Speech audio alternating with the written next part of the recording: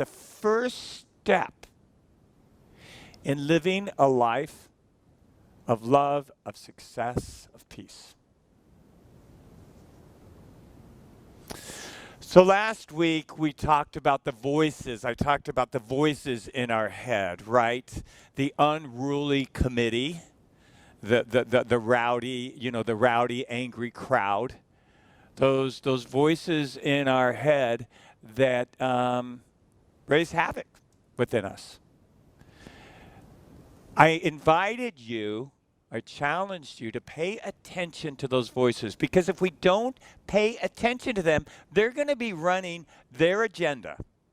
And their agenda is a running commentary on whatever we're feeling, whatever we're thinking, whatever we're saying, or whatever we're doing. And as I said last week, if you don't believe you have that voice or those voices, two things.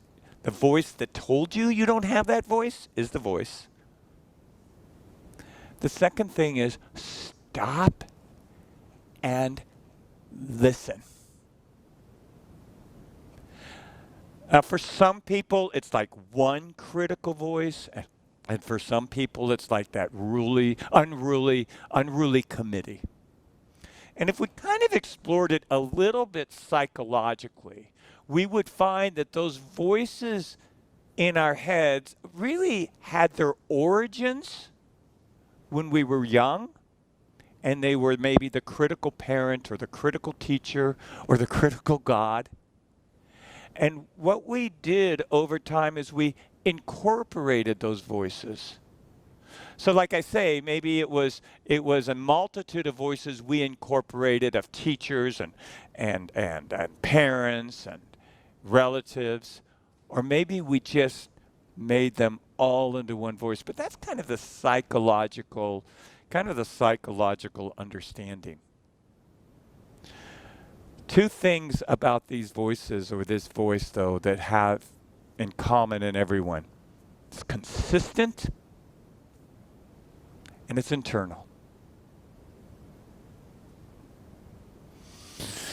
Michael Singer, who's the author of Untethered Soul, talks pretty early in his book about comparing this critical voice within us as imagining that it was a roommate that we lived with. So imagine you lived with a roommate that was as critical and judgmental and blaming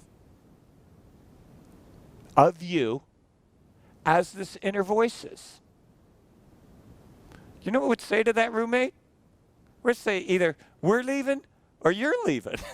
We're a little too much, right? Could you imagine someone in our lives, a boss, a coworker, a spouse, a roommate, continually talking negative stuff to us, criticizing us, blaming us, judging us, commenting on everything we say or do or think or feel? I'll tell you, that type of inner dynamic, if we don't pay attention to it and do some steps around limiting it, which I'll talk about later, it robs us of our peace. I said this last week. It robs us of our peace, of our calm, and it creates within ourselves, within our psyche, a pretty unloving, almost hostile environment.